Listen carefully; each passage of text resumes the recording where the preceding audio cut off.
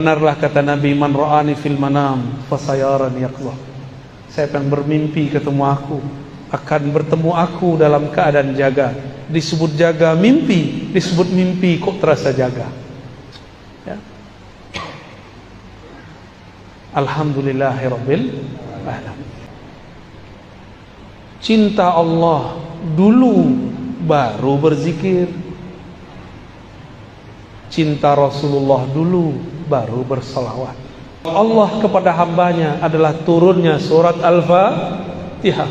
Salawat artinya turunnya rahmat. Dialog yang ada dalam Al-Fatihah membuat rahmat turun kepada pembacanya. Jangan katakan yang buruk-buruk. Fa innal malaikata yu'minuna ala ma taqulun. Jangan berbicara yang buruk-buruk, karena malaikat mengaminkan yang kalian katakan. Sesuatu ada ilmunya. Jangan beramal dengan nafsu. Beramal itu justru untuk mengendalikan nafsu.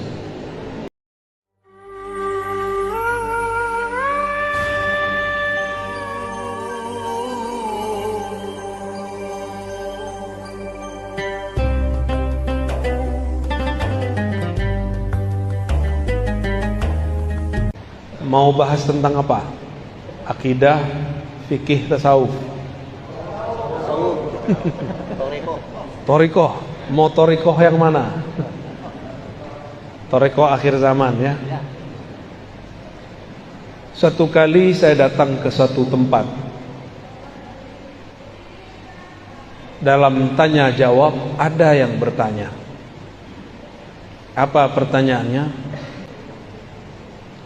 Apakah kita dapat cinta Allah dengan berzikir, dapat cinta Rasulullah dengan bersalawat? Saya lihat yang bertanya masih kecil, tapi pertanyaannya seperti orang yang sudah sedewasa. Mungkin dia dapat keberkahan sang wali yang ada dulu mengajar di pesantren itu. Dan juga mungkin ini pertanyaan seperti Jibril bertanya kepada Nabi Muhammad untuk mengajari siapa yang hadir. Atau mungkin yang lain. Wallahu a'lam bis-shawab. Yang pasti pertanyaannya, apakah dengan zikir kita jadi cinta Allah? Allah jadi cinta kita? Apakah dengan salawat kita dapat cinta Rasulullah? Lalu dengan izin Allah dan nikmat Allah saya menjawab, cinta Allah dulu baru berzikir. Cinta Rasulullah dulu baru bersalawat. Dari mana dalilnya? Dalilnya dari Quran, surat Muhammad sallallahu alaihi wasallam ayat 19. Fa'lam annahu la ilaha illallah. Fa'lam dulu. Al-Imam Al-Bukhari menerjemahkan kata fa'lam, al-ilmu qabla al-qawli wal-amal. Berilmu dulu baru katakan dan amalkan. Jangan dibalik. Beramal dulu baru berilmu, itu tidak tepat. Maka fa'lam, pelajari dulu siapa yang engkau sebut, baru sebut namanya. Maka ringanlah menyebut namanya. Mau 1000, 2000, 3000, 5000, 10.000, 70.000, ringan. Tapi kalau belum kenal namanya, 33 pun terasa berat. Kalau sudah cinta, jangankan duit 50.000. Kalau kita punya 5M pun kita kasih. Tapi kalau belum kenal nih, traktir 5.000 pun kita berat. Benar. Itu baru makhluk, apalagi Khalik. Kalau belum kenal, ada orang telepon kita, "Bang, jemput aku bang." Malam hari, kita nggak kenal. Apa kita jawab? Siapa kau? Tapi kalau sudah kenal suaranya, "Ada Pak Adinda." Maka kita jemput dia kalau kita sudah kenal. Karena kenal pasti cinta. udah cinta, baru berkata-kata dan beramal. Itulah makna daripada surat Muhammad ayat 19. Sayyidina Abu Bakar As-Siddiq setiap kali menyebut nama Allah, badannya langsung bergetar. Dia tidak sanggup mengeraskan suaranya.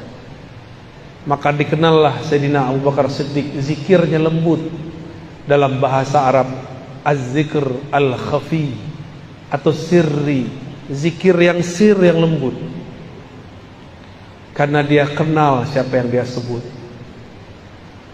Tapi Abu Bakar ditanya, apa yang disebut ma'rifat, mengenal Allah? Jawaban beliau, ketika engkau mengaku, semakin mengenalnya, semakin engkau mengaku bahwa pengetahuanmu tidak ada apa-apanya. Ini baru faham tauhid, pembagian sekian, baru faham sifat 20, sudah merasa alim. Belum, itu belum. Bahkan satu huruf pun itu ada nama, ada makna di dalamnya.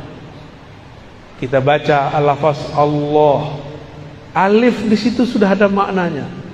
Jika tidak ada maknanya, kenapa Allah mengatakan alif lam mim? Karena satu alif ada makna. Itulah perbedaan kitab suci ini dengan kitab suci yang lain.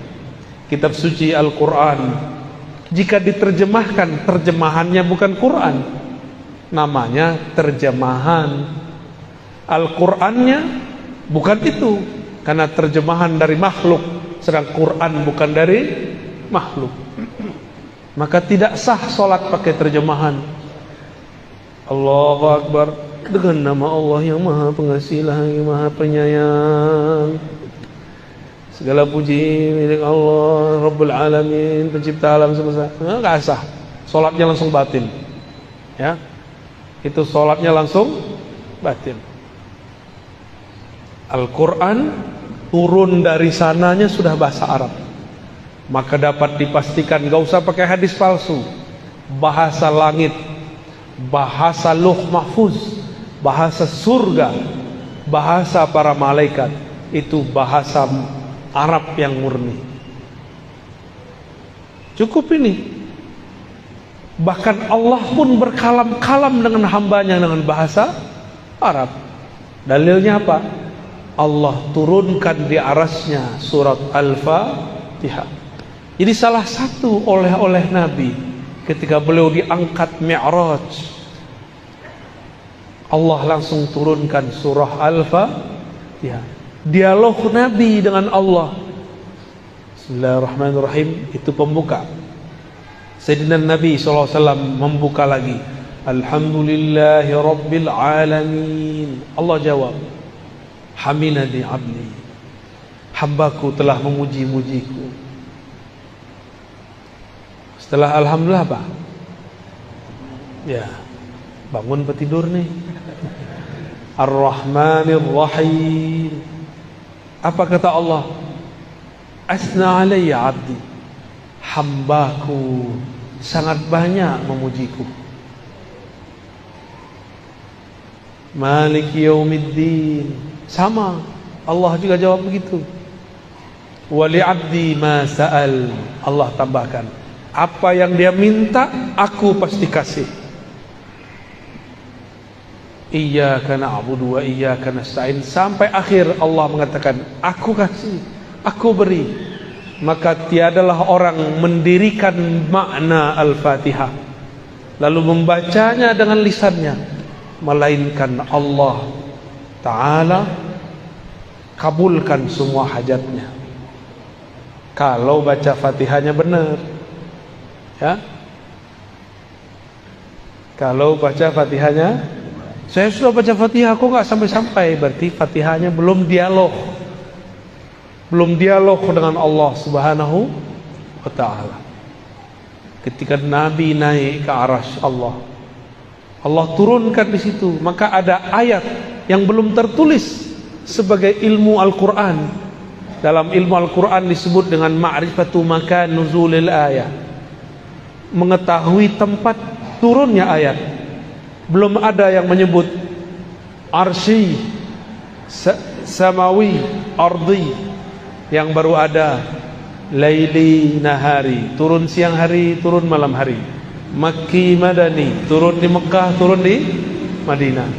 Tapi kita tambahkan ilmu Quran di akhir zaman, ya, bahwa Al-Fatihah adalah ayat arsy, ayat yang turun di arsy Allah Subhanahu wa taala. Itulah yang dibawa. Oleh karena itu salat hanya sah dengan Al-Fatihah. Jangan debat lagi kalau ada imam baca atau tidak. Jangan debat lagi. Nabi cukup mengatakan, la salata liman lam yaqra bi Fatihatil Kitab. Hadis Bukhari dan Muslim. Tidak sah salat kamu sampai engkau membaca Al-Fatihah. Mau imam makmum sama, namun adabnya imam dahulu baca, baru kita baca. Kenapa? Karena munajat dialog ini tidak bisa diwakilkan kepada imam.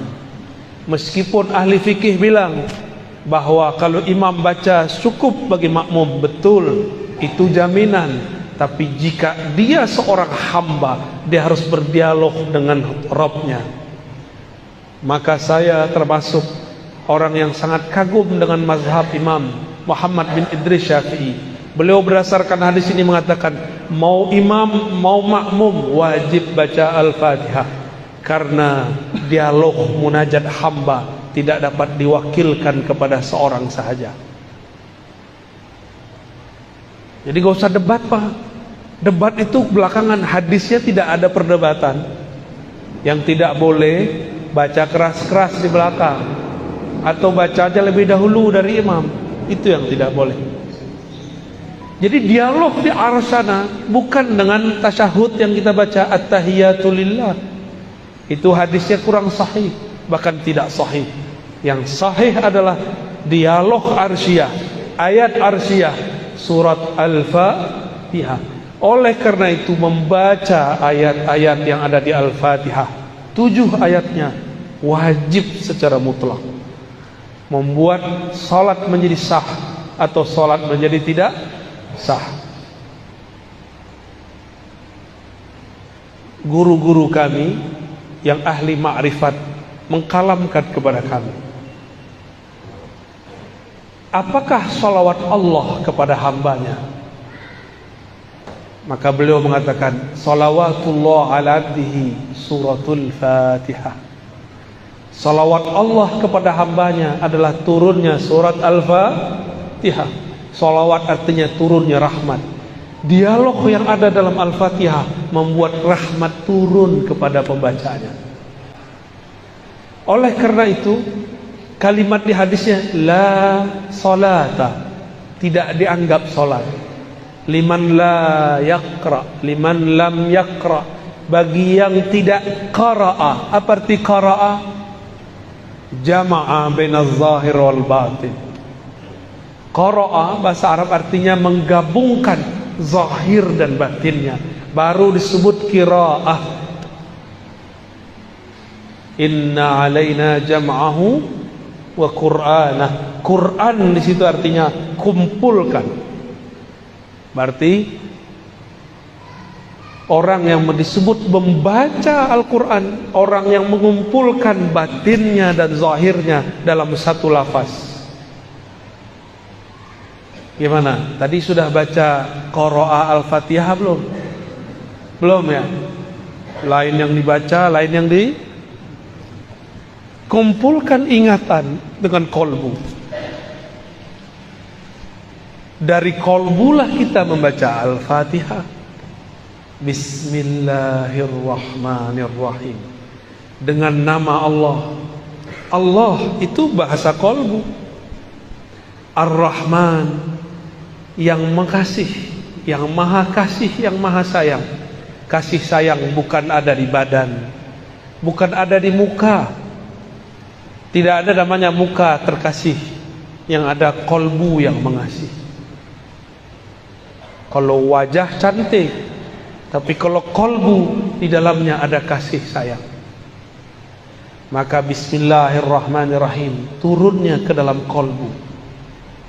Jadi kalau baca Al-Fatihah, baca dengan insya Allah sholatnya khusyuk, ya. Tidak tahu artinya tidak apa-apa, tapi pahami tujuan membacanya.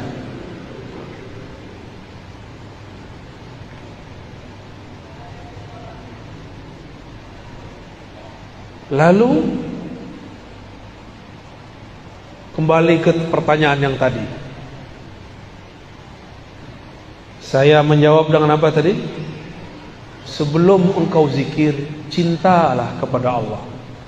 Sebelum engkau solawat, cintalah kepada Rasulullah. Nah, tadi itu zikir, sekarang Rasul sallallahu alaihi wasallam. Jika benar kita rindu Rasulullah sallallahu alaihi wasallam, pasti disebut namanya mata berlinang. Jika disebut namanya dada kita bergetar. Jika benar cinta kepada baginda Rasul sallallahu alaihi wasallam. Karena setiap kekasih pasti rindu kepada kekasihnya. Tapi menjeritlah kepada Allah, ya Allah, betapa kerasnya hatiku disebut nama kekasihku. Kekasih engkau, kekasih alam semesta, Habibullah, Habibur Rahman. Tapi hati kami tidak juga bergetar. Maka istighfar kita bukan istighfar dari dosa fisik semata. Kita pun istighfar, ya Allah, ternyata hatiku, jiwaku, ruhku tidak kenal kepada bapak ruhku, baginda Rasul sallallahu alaihi wasallam. Apa yang mesti kita kenali dari Rasulullah sallallahu alaihi wasallam? Beliau mengatakan, ana Muhammad, aku nama jasadku Muhammad. Ana Ahmad, aku ruhku bernama Ahmad. Ana Aqib, aku tugas kerasulanku, kenabianku Aqib, penutup semua rasul dan nabi. Ana Mahi, aku pembawa syariat risalah, menghapus semua risalah terdahulu. Beliau menyebutkan hanya beberapa sifatnya, beberapa namanya. Maka sebanyak apa kita kenal namanya, sebanyak itulah kita kenal baginda Rasul sallallahu alaihi wasallam. Tapi dari semua nama itu, yang paling inti adalah Muhammad Habibullah, Ahmad Ruhullah. Nabi Muhammad itu Habibullah, ruhnya adalah hembusan dari Allah. Dari hembusan itulah ruh kita ada. Itulah makna ayat, setelah aku ciptakan tubuh, nafakhtu fihi min ruhi, aku tiupkan ke dalam tubuh itu rohku, Ruhullah Ahmad. Maka sumber ruh yang ada dalam diri ini bersumber dari ruh Ahmad. Maka kita ini adalah pecahan daripada ruh Ahmad. Kalau ruh ini bersumber dari Ahmad, tubuh ini bersumber dari ibu, maka kita sebut ibu kita ibu karena badan ini keluar dari badannya. Ruh kita keluar dari ruh Ahmad. Maka ulama kita ahli ma'rifat memberi istilah Ahmad Ummul Arwah, Ahmad Ummur Ruh. Ahmad adalah ibunya sekalian ruh. Jadi kalau bersalawat katakan, Assalamualaikum ya Sayyidana Ahmad, ya Ummar Ruhina, ya Umma Arwahina. Salam atas engkau wahai Sayyidina Ahmad, dari engkaulah ruh kami bersumber, engkaulah induk daripada ruh kami. Assalamualaikum ya Rasulullah, ya Abal Arwah. Salam atas engkau wahai ayahanda ruhaniku, terimalah aku menjadi anakmu. Kita ini anak-anak Rasulullah sallallahu alaihi wasallam. Inilah rahasianya. Kenapa Rasul sallallahu alaihi wasallam ketika dilempar oleh orang Taif tidak balas dengan doa kualan. Beda dengan Nabi Nuh, beda dengan nabi-nabi terdahulu. Mereka lah mengatakan, ya Allah hancurkan saja umatku. Tapi lain dengan Rasulullah, beliau memandang semuanya anak-anakku, semuanya anak ruhku. Mungkinkah ayah rohani, ibu rohani mendoakan kehancuran bagi anak-anaknya? Tidak mungkin.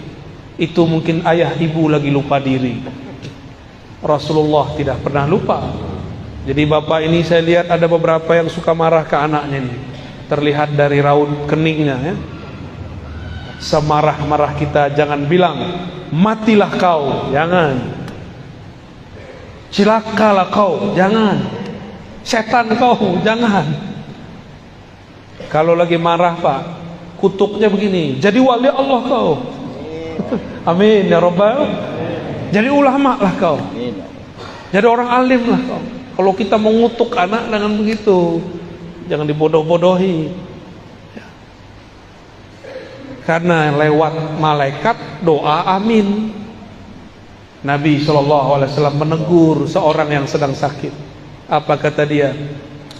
Malangnya nasibku, beberapa hari ini sakit, cilakalah badanku. Nabi kata, mah, diam.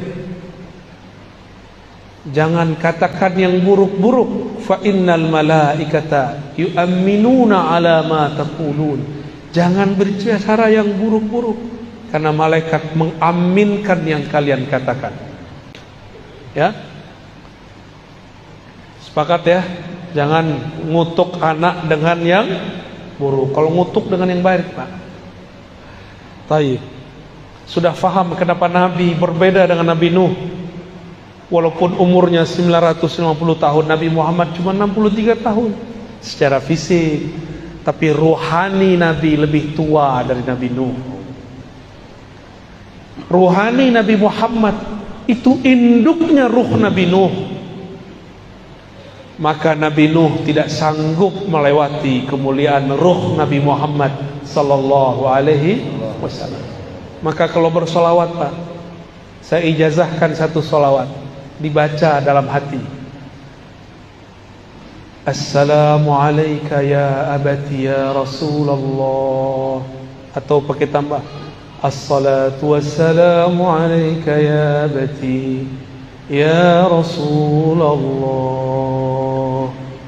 Salawat dan salam atas engkau, wahai ayahanda rohaniku, Rasulullah sallallahu alaihi wasallam. Coba sama-sama.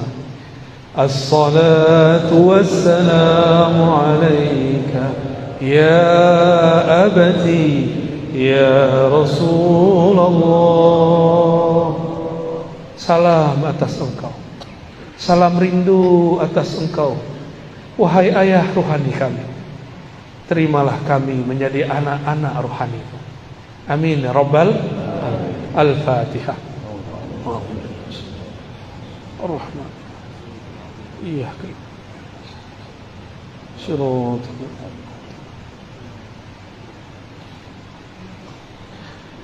Saya nggak sanggup lagi meneruskan Pak. Diteruskan nanti hujan di dalam masjid ya. Allahumma sholli ala sayyidina Muhammad. Tadi itu sudah talqin itu, talqin sholawat. Ya, antum itu langsung ijazahnya langsung dari Rasulullah secara ruhani. Karena saya belajar hadis, dalam ilmu hadis tidak terima riwayat kecuali ketemu fisik. Tapi ini ketemu rohani. Terjawab pertanyaan kedua. Jadi suatu saat ada orang aliran sesat datang kepada saya. Dia mengaku imamnya adalah Imam Mahdi. Hari Jumat, saya kemudian sebelum sholat, saya sholawat mengadu kepada Rasulullah. Kenapa saya gelisah? Gelisahnya bukan main. Saya nggak pernah segelisah itu. Dulu punya masalah apa saja tidak ada gelisah. Ini gelisahnya bukan main. Sebelum Jumatan, saya kemudian menyapa Rasulullah. Allahumma salli ala Sayyidina Muhammad. Assalamualaikum ya Rasulullah. Assalamualaikum ya Habibullah. Assalamualaikum ya Sayyidi ya Rasulullah. Begitu terus saya baca.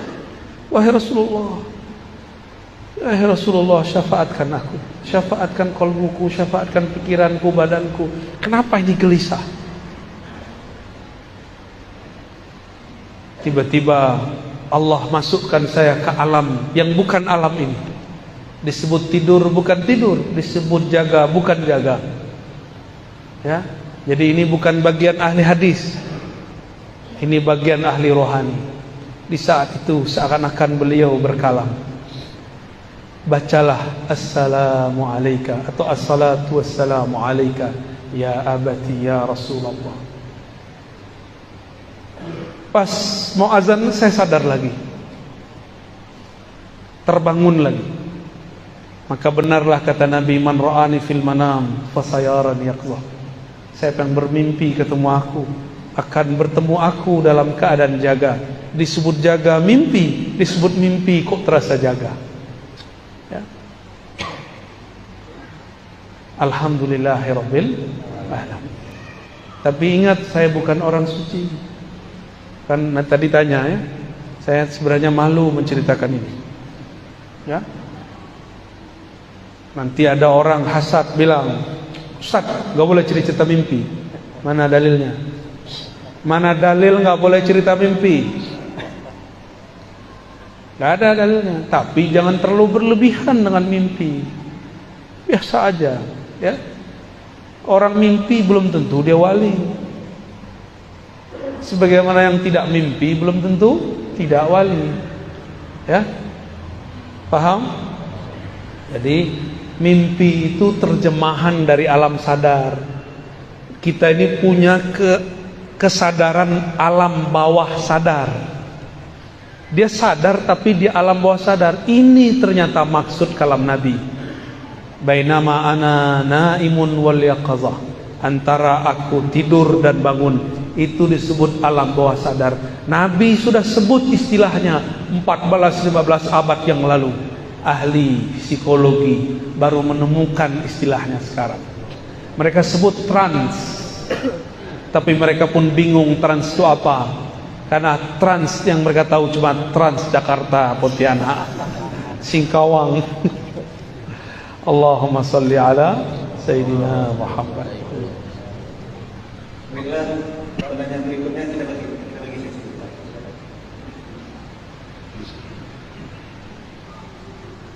Assalamualaikum warahmatullahi wabarakatuh. Assalamualaikum. Perkenalkan, nama saya Abdul Razak. Ya, mohon maaf ini sedikit bertanya sama Buya. Saya ingin bertanya Buya tentang tafsir Al-Fatihah. Yang mana itu selama ini mengajar di dalam hati saya Buya. Yang mana tafsir Bismillahirrahmanirrahim, apakah itu dengan nama Allah atau dengan atas nama Allah? Kalau dengan nama Allah, kalau untuk terjemahan bahasa Indonesia memang itu tidak ada dua. Tapi dengan nama Allah, mungkin untuk pendapat saya pribadi ya, saya merasa itu lebih afdol. Tapi tidak boleh ya, saya hanya ingin bertanya. Kedua, apakah tunjukkanlah kami jalan yang lurus atau bimbinglah kami jalan yang lurus? Ya Bu ya, pertanyaan saya dua, mungkin itu aja yang saya sampaikan. Dari kami berdaya. Assalamualaikum warahmatullahi wabarakatuh. Waalaikumsalam. Bagus pertanyaannya ya. Apa makna daripada Bismillahirrahmanirrahim? Apakah bi dengan nama atau atas nama? Ini teori dulu ya. Pakai ilmu nahu sorof. Jangan sarap ya. Nahu, ilmu nahu. Dalam ilmu gramatikal bahasa Arab ada yang disebut huruf jar atau huruf khafat. Huruf yang membuat kata setelahnya berbaris di bawah. Ismun masuk ba bismi.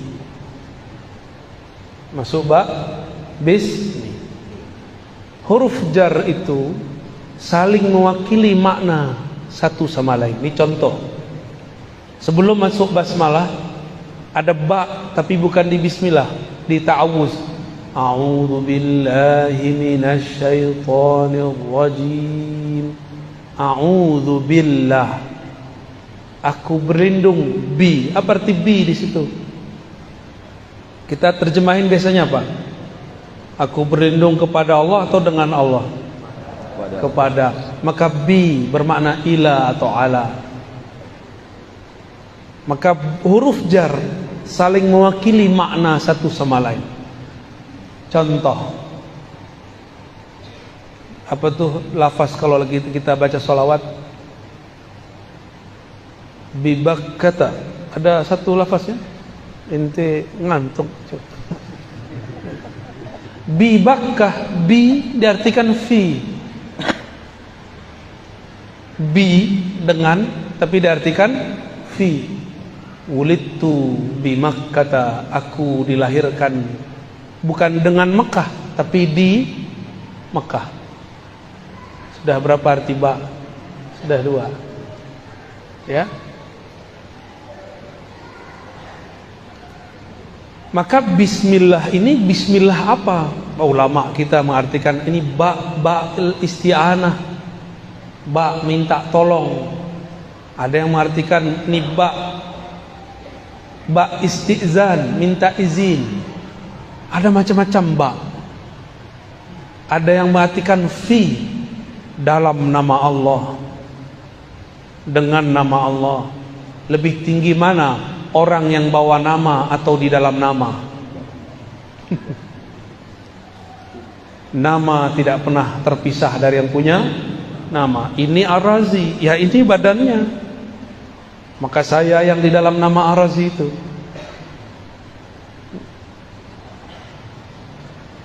Namun kita ini bukan Allah. Maka tidak boleh mengatakan dengan atau di dalam nama Allah, aku di dalam Allah, Allah di dalam aku. Itu ajaran sesat. Berarti dia mengatakan dirinya bersatu dengan Allah. Itu pun tidak boleh. Akidah Ahlus Sunnah melarang itu. Itu akidah orang-orang sesat. Kita bertasawuf, kaidahnya harus akidah Ahlus Sunnah wal Jamaah. Tidak boleh keluar, satu jengkal pun tidak boleh keluar, satu jari pun tidak boleh keluar. Keluar zindik. Keluar zindik.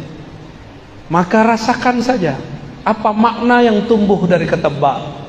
Bismillah, dengan nama, atas nama, kepada nama. Atau boleh dalam rahasia nama, boleh. Saya kalau bawa surat dari Pak Wakil Bupati, Wakil Wali Kota, atau Gubernur, atau Presiden, atau pimpinan, saya datang ke instansi, bawa stempel, diterima atau tidak? Pasti diterima. Kenapa? Ada stempelnya dengan atau atas nama pemimpin. Dulu guru-guru kita juga begitu. Jika ada santri datang kepada syekh, kalau bawa nama temannya pakai surat, saya bawa surat dari guru saya, dibuka. Walaupun ada antri 1000, pasti dia yang didahulukan. Ya, kalau bawa nama itu baru, karena di ruas-ruas ini ada nama, didaftarkan dulu baru bisa masuk. Kalau kita mau naik ke hadirat Allah, maka harus lewat nama ini. Bismillah. Di manakah nama Allah? Allah pancarkan. Allah pancarkan pada qalbu baginda Rasul. Ini tidak ada pada zikir-zikir yang lain, hanya ada pada zikir sholawat. Itulah rahasianya yang kita sebut malam tadi di Sambas, ya. Ya. Di surat Taubah basmalahnya diakhirkan, wabil mu'minina raufur rahim. Dan terhadap orang beriman, Rasulullah mempunyai 2 nama yang merupakan nama Allah, Rauf Rahim. Rauf Rahman, sama, mirip, walaupun berbeda beberapa. Rahim, ternyata kata Rauf yang merupakan Asmaul Husna dibolehkan untuk nama Rasul. Rahim yang merupakan nama Allah tapi disebut sebagai nama Rasul. Rasul yang Rauf, Rasul yang Rahim. Maka Allah menyayangi makhluk lewat Rasulullah. Maka siapa yang berselawat kepada Rasulullah, dia telah masuk ke dalam rahasia nama-nama Allah. Inilah rahasianya kenapa sholat jadi sah ketika kita Bismillah. Inilah rahasia juga kenapa mazhab Malik, di mazhab Malik lama tidak ada basmalah di Fatihah, tapi dia tetap membaca sholawat di akhir, maka sah sholatnya. Ya, karena itu rahasia nama. Wallahu a'lam bishawab. Kita berikan dulu untuk Ahwat Ibu satu pertanyaan. Silakan dulu. Kita ngomong. Kalau tidak ada, saya sarankan kepada Bapak. Tunggu dulu, Pak. Ada, silakan.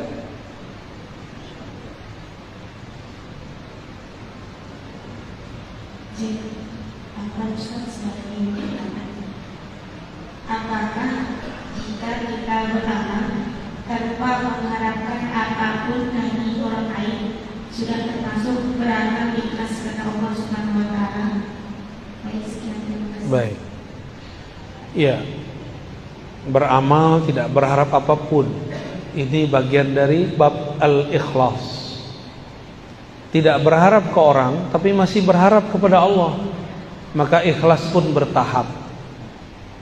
Ada ikhlas awam, ikhlas ummal, ikhlasnya pekerja. Kalau pekerja bertambah lembur, bertambah tunjangan, semangat. Ya. Tapi saya beberapa hari ini selalu ditemani oleh orang-orang yang tidak digaji. Mereka pengen khidmah. Mereka tidak cari lemburan di dunia. Mereka ini lembur-lembur akhirat. Ingin dapat bonus di sisi Allah. Apa bonusnya? Ridha Allah. Kalau surga terlalu biasa diminta. Tapi kalau minta ridha Allah, yang punya surga pun kita dapat temui. Maka ikhlas pertama, ikhlas minta pahala. Beramal karena ingin dapat pahala. Kalau tidak ada pahala, dia tidak beramal. Kalau tidak ada ustadz mengatakan satu sedekah dilipat ganda jadi 10. Kalau ustadz tidak bilang begitu, dia tidak beramal. Jika tidak ada ustadz mengatakan sholat duha memudahkan rezeki, maka dia tidak sholat duha. Jika tidak ada kiai mengatakan sholawatlah engkau rezekimu datang sendiri, dia tidak sholawat. Dia sholawat bukan karena cinta Rasul, tapi karena cinta fulus. Maka yang menjadi murid saya haram sholawat karena fulus. Yang istifadah mengambil ilmu daripada kajian-kajian kami, tidak pantas lagi mengatakan itu. Malu kepada Rasulullah SAW. Kalau sholawat karena Rasulullah pantas disolawati. Jika zikir karena Allah pantas diingat, bukan karena pengen dapat pahala lagi. Belajar-belajar jadi ahli ma'rifat. Ahli ma'rifat beramal bukan karena pahala. Kita punya kawan, ada kenalan, beda. Kalau kenalan mendekat karena pengen sesuatu, karena yang ini politisi, pejabat, dia mendekat supaya proposalnya diterima. Kalau lagi butuh, dia telepon, dia kunjungi, dia puji, dia traktir.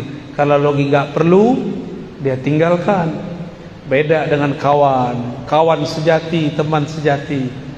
Tidak mau ngasih proposal pun masih ngasih duit, masih neraktir. Ya, kita yang mana? Kawan matre atau kawan sejati?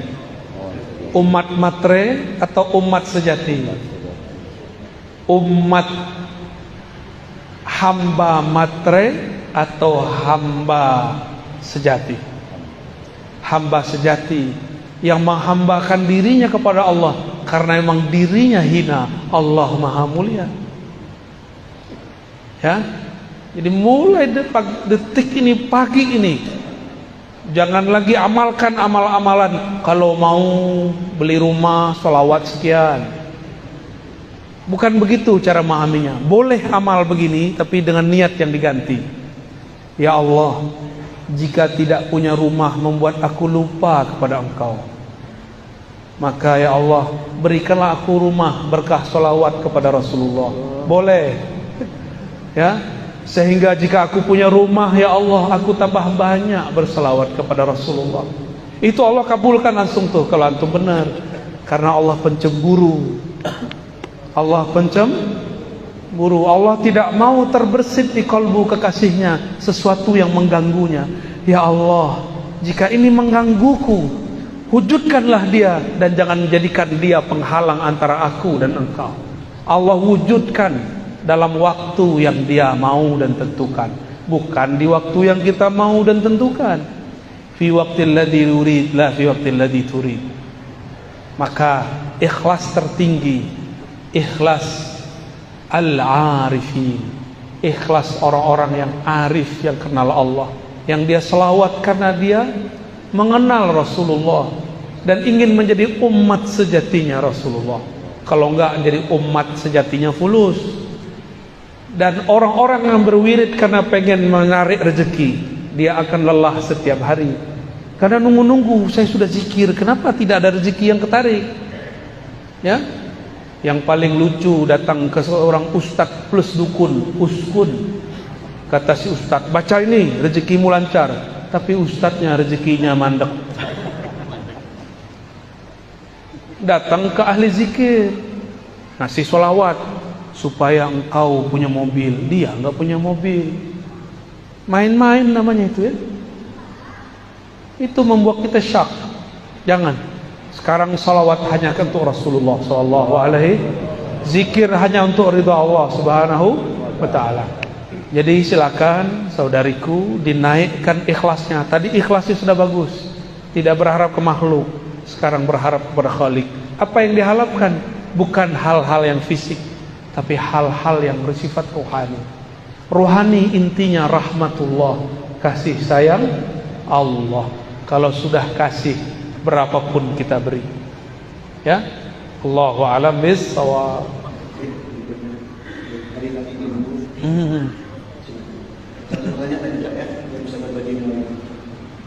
Assalamualaikum warahmatullahi wabarakatuh. Assalamualaikum. Saya mau nanya beliau, karena saya salah satu penggemar dari YouTube-nya beliau. Yang saya akan tanyakan, mohon diterangkan hubungan antara dasar qalbu wa tarsir.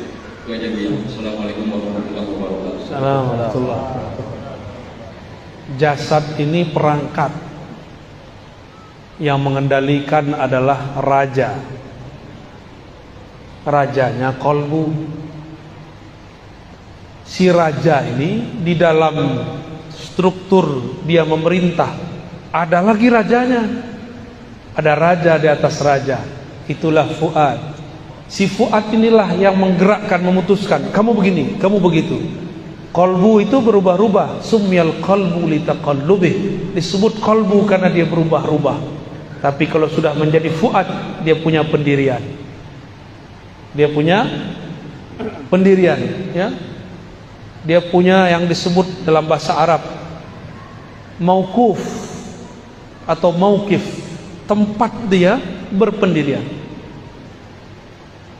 Wala taqafu ma laysa laka bihi ilm. Jangan engkau berwukuf, berpendirian terhadap yang engkau tidak punya ilmunya.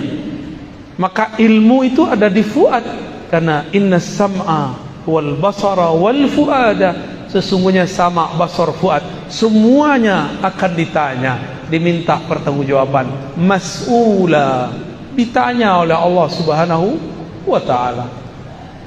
Jadi fuad ini yang membuat keputusan di dalam kalbu. Tapi si fuad bisa memutuskan karena ada otaknya. Otaknya fuad, otak dari otaknya kalbu disebut lub. Lub itu inti. Berarti apa? Inti. Maka orang-orang yang mempunyai spirit ini disebut ulul albab. Dan ini lebih tinggi dari profesor, lebih tinggi dari filsuf. Dia berbicara jauh ke depan. Maka mereka bisa memprediksi kalam-kalamnya, karena dia berbicara dengan lub, kata-katanya berlaku sampai beberapa abad ke depan. Seperti imam-imam mazhab yang 4, mereka berfatwa sesuatu yang baru cocok untuk zaman ini. Contoh, Imam Abu Hanifah mengatakan zakat fitrah boleh dengan yang senilai dengan beras atau gandum, makanan pokok. Coba saya tanya Bapak Ibu nih, dikasih beras, dikasih fulus, pilih mana? Jujur, dikasih beras apa fulus? Matre semua ya. Ibu-ibu dikasih beras, dikasih duit, pilih mana? Hah? Enggak, ibu-ibu jawabnya lain. Yang ngasih beras aja lah. Suami maksudnya. Itu kalam dikalamkan abad kedua. Tahun 130 beliau berfatwa begitu. Tahun 150 dibid'ahkan orang. Tapi di tahun 2000 hampir semua kiai ulama membolehkan bayar zakat fitrah dengan duit, bahkan yang senilai dengan duit, pakai pencet-pencet. Apa tuh namanya? Zikir digital. Bid'ah beneran tuh. Ya, itu yang ngomong Imam Abu Hanifah. Abad kedua dia berbicara, 12 abad setelahnya baru terang benderang dia berbicara dengan lubnya. Lain dengan Imam Syafi'i. Imam Syafi'i berbicara dengan ruhnya. Kata beliau, wajib baca Fatihah dalam salat, mau imam mau makmum, karena munajat kepada Allah tidak dapat diwakilkan. Jadi Allah kasih anugerah lub kepada Abu Hanifah, agunah ruh kepada Imam Syafi'i, ma'rifatur ruh. Semuanya dapat ilmu ini, tapi yang mereka sampaikan ini beda-beda ilmu. Sudah gitu ya, terjawab. Alhamdulillah.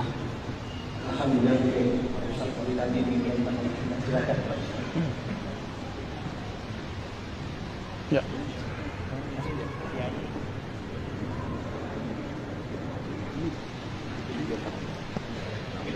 Kiri bang.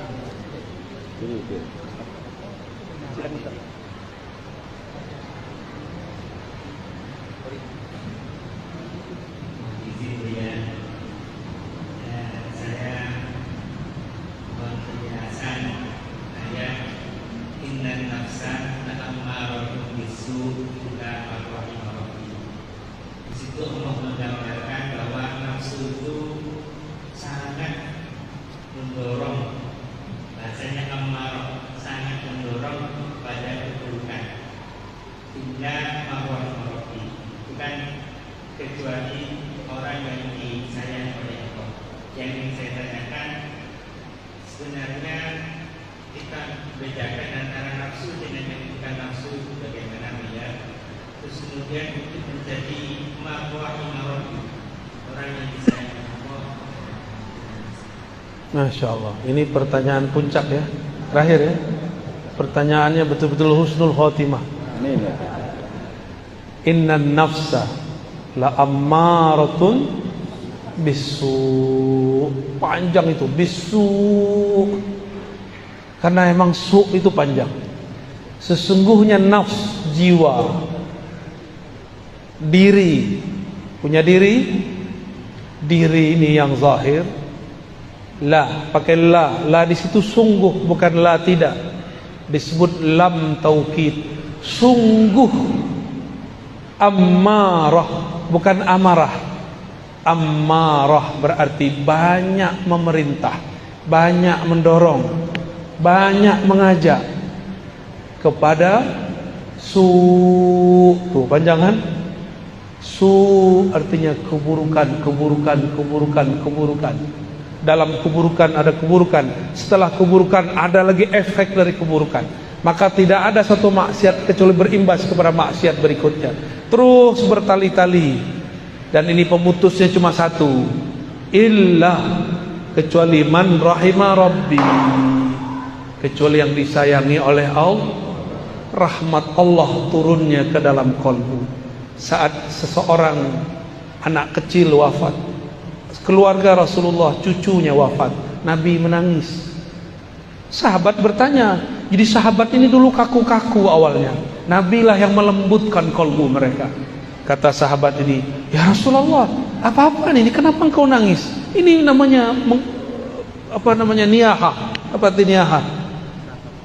Meratap. Lalu Nabi mengatakan, "La, bukan. Ini rahmatun." Itu rahmat kasih sayang. Wada Allah telah letakkan, tempatkan, masukkan, titipkan, pancarkan fi qulubi man syaa min ibadihi, di kolbu yang dia kehendaki. Kau tidak dapat, aku dapat, maksud Rasulullah. Rasulullah itu rahmatan lil, maka ujung rambut sampai ujung kakinya rahmat. Karena dari kolbunya ada rahmatullah. Maka Rasulullah itu nama lainnya rahmatan lil, itu zahir, batinnya rahmatullah. Zahirnya rahmatan lil, batinnya rahmatullah. Jadi rahmat Allah itu nama Nabi. Allah berkalam ke surga, wahai surga, biki arhamu ibadi, dengan engkau aku menyayangi makhluk-makhlukku. Dan surga hanya dibuka dengan jari-jari Rasulullah, fingerprintnya Rasulullah. Nabi taruh tangannya, terbukalah 8 pintu surga, terbukalah semuanya. Jadi bapak ibu ini beramal mau 1000 kali lipat, 1.000.000.000 kali lipat, tapi kalau tidak sholawat tidak dibuka. Gak syahadat kepada Rasul gak dibuka. Karena surga hakiki ada di kolbu Rasulullah. Baiti bait di situ bukan rumah fisik. Bait itu kolbu. Baiti jannati, kolbuku itulah surgaku. Maka kalau ingin mensurgakan rumah, bukan dengan mengarab-arabkan isi rumah. Welcome diganti ahlan bikum, ahlan wa sahlan, marhaban. Itu bahasa Arab. Taruh bahasa Arab itu di kolbu, taruh maknanya di dalam kolbu. Maka di kolbumu ada rahmatullah. Hanya orang-orang yang di kolbunya ada cinta kepada Allah dan Rasulullah, ada nur rahmah, maka pasti dia sayang hatta kepada musuh-musuhnya. Ya, kita hadir pagi ini karena rahmatnya Rasulullah SAW. Maka kita boleh mengatakan laulaka ya sayyidi, ya abati ya Rasulullah, ma arafna Allah. Kalau bukan karena engkau wahai ayahanda ruhani kami, wahai ayah ruh kami, kami tidak akan kenal siapa yang kami sembah. Jazallahu anka ya sayyidana ya Rasulullah. Semoga Allah membalasimu, mengangkat derajatmu, meletakkan engkau pada maqam mahmud. Maqam yang mana dengan maqam itu engkau memberi syafaat kami. Amin ya rabbal alamin. Jadi bagaimana cara supaya rahmah? Kenali rahmahnya Rasulullah. Maka jika ada kelompok mengatakan ikut Nabi, ikut sunnah Nabi, tapi tambah keras, mungkin dia belum mengenal sang Nabi, dia baru mengenal hadis Nabi. Allahumma salli ala sayyidina. Perlu benci? Tidak perlu benci. Kita sayang mereka, ajak dia ngopi. Karena dalil, nomor surat, nomor ayat dapat dikalahkan dengan akhlak yang mulia. Maka saya minta maaf kepada kawan-kawan yang saya kritik. Saya tidak benci kepada antum. Salafikah namanya, Hizbut Tahrirkah namanya, apapun antum menyebut diri, saya tidak pernah benci antum. Saya cinta kepada antum semua. Maka karena cinta saya mengkritisi, menegur. Namun kadang-kadang dalam mengkritisi mungkin saya su'ul adab. Saya minta ampun kepada Allah Subhanahu wa ta'ala. Allahumma salli ala sayyidina. Khalas? Pak Kiai bertanya. Tidak salah tanya Pak Kiai. Assalamualaikum warahmatullahi wabarakatuh. Waalaikumsalam. Ini Pak Kiai, saya berbagi kaitan dengan bacaan sholawat. Ketika saya membaca sholawat, Allahumma sholli ala sayyidina wa habibina wa syafi'ina Sayyidina wa Maulana Muhammad. Lalu ada yang mengatakan bahwa itu tidak sesuai dengan sunnah. Berlebihan mengucapkan Sayyidina Habibina. Yang betul adalah Allahumma sholli ala Muhammad. Jadi bagaimana dengan selawat Jibril dulu, dunia, selawat badar, andaikan membaca Sayyidina kami itu dikatakan. Demikian wallahu muwaffiq ila aqwamit. Assalamualaikum warahmatullahi wabarakatuh. Salam. Mohon berlapang dada kepada orang yang tidak kenal kepada kekasih. Dia nggak kenal kekasihnya. Yang dia tahu namanya cuma Mehmet. Itu kata orang Turki itu, Muhammad itu Mehmet. Muhammad sallallahu alaihi wasallam. Dia cuma tahu Muhammad. Dia tidak tahu kalau baginda Nabi punya nama Habibullah. Ya, punya nama As-Sayyid. Beliau sendiri yang berkalam, ana sayyidu waladi Adam. Akulah sayyidnya anak manusia. Kamu anak manusia atau anak kera? Kalau engkau bersayyid kepada Rasulullah, katakan sayyidi, sayyidina, sayyidi, sayyidku, tuanku, sayyidina, tuan kami. Giliran Syekh Ibnu Taimiyah disebut Syekhul Islam, Al-Mujtahid Al-Mutlaq. Kenapa Nabi Muhammad tidak boleh dikasih gelar Syekhi wa Maulai? Kenapa tidak boleh? Sayyidina Umar datang kepada Sayyidina Bilal. Apa kata beliau? Marhaban bi maulana wa maula maulana. Hadis sahih. Silakan cari sendiri. Mungkin mereka belum kenal riwayat ini. Ini orang-orang terdekat Rasulullah. Adakah iman kita yang lebih tinggi dari Abu Bakar As-Siddiq radhiyallahu anhu? Ada yang lebih tinggi dari Sayyidina Bilal, Sayyidina Abu Bakar, Sayyidina Bilal, Sayyidina Umar. Sayyidina Umar ketemu Sayyidina Bilal yang hitam legam. Kalau berbicara cuma giginya yang terlihat. Maka dicandai oleh sahabat Abu Darda. Ya Aswad, oi kerling, oi tam. Bilal enggak terima. Saya hitam, tapi jangan panggil saya hitam. Ngadu kepada Rasulullah karena beliau ayahanda ruhani mereka. Rasulullah sidang Abu Darda. Fika syai'un minal jahiliyah. Di dalam dirimu masih ada jahiliyah. Padahal beliau seorang sahabat. Apalagi kita. Maka orang-orang yang ngejek, suka ngejek-ngejek, ustadz kita diejek sama dia. Disebut sesat, ahli bid'ah, zindik, ya. Saya enggak tersinggung, Pak. Saya cuma sedih melihat enteng aku ikut Rasul tapi jauh dari akhlak Rasulullah SAW. Inna fikum syai'an bal asya' minal jahiliyah. Di dalam diri kalian masih banyak jahiliyah. Ciri-ciri suka merendahkan orang, suka mengata-ngatai, melabeli orang dengan kata-kata sesat, kata-kata zindik. Apalagi ada yang tahu gelar saya di sana di alam YouTube? Hah? Subhat. Udah wajah antum dan aneh. Lebih subhat wajah aneh emang. Subhat. Apalagi? Khurafat, dongeng, ya. Saya nggak tersinggung, Pak. Saya cuma malu.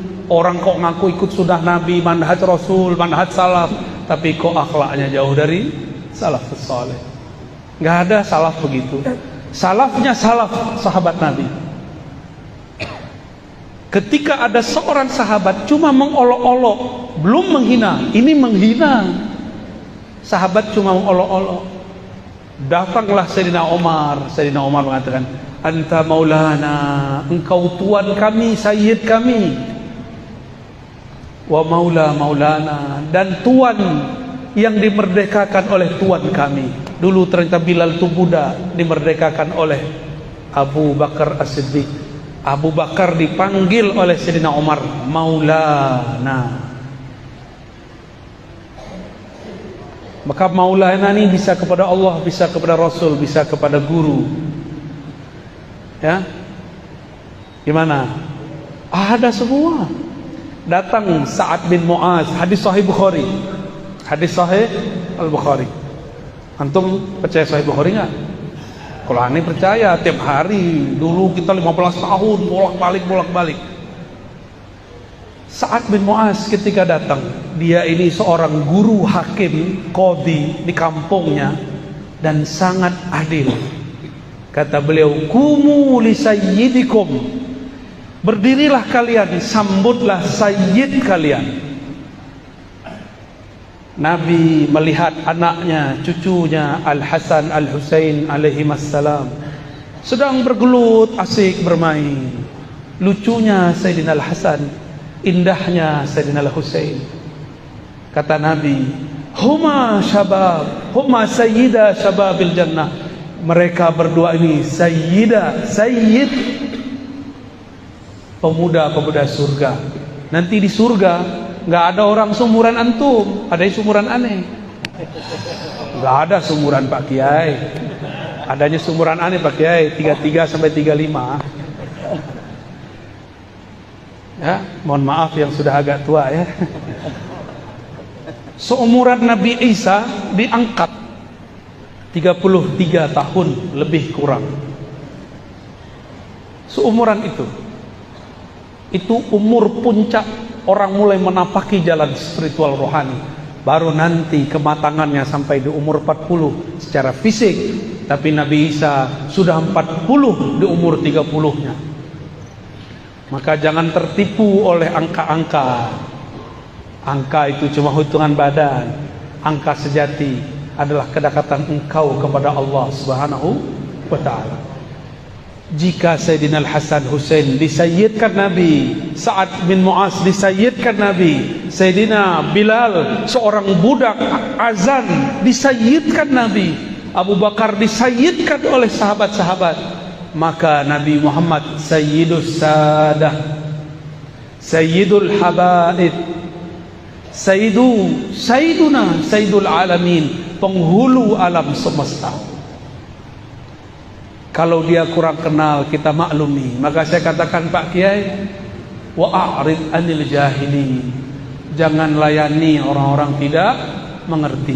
Itu bahasa halusnya. Mau bahasa kasarnya? Ini tafsir kekerasan. Wa'arid anil jahili, janganlah engkau melayani orang-orang yang jahil, bodoh, jahil murakkab. Saya ambil yang pertama aja ya, itu sisi kegelapan saya. Demikian Bapak Ibu yang dimuliakan Allah, semoga Allah meridhoi yang hadir. Semoga Allah menjadikan kita betul-betul hamba sejati. Semoga ruhaniyah Rasulullah menerima kita sebagai anak-anak ruhaniyah. Ala hazinniya wa likulli niyatin salihah. Salatu wassalamu alaika ya abati ya abana ya abal arwah ya sayyidana ya Rasulullah. Al-Fatihah. Ar-Rahman. Iyyaka na'budu wa iyyaka nasta'in. Shiratal ladzina an'amta 'alaihim ghairil maghdubi 'alaihim waladdallin. Amin. Ini yang dapat saya sampaikan. Enggak kuat saya doa, Pak. Ya, mohon maaf enggak kuat doa ini. Kalau doa bisa tumbang-tumbang nanti ya. Nanti Bapak yang susah nanti yang urus saya. Mohon maaf jika ada salah dan kurangnya. Salam cinta dari saya semua. Assalamualaikum warahmatullahi wabarakatuh.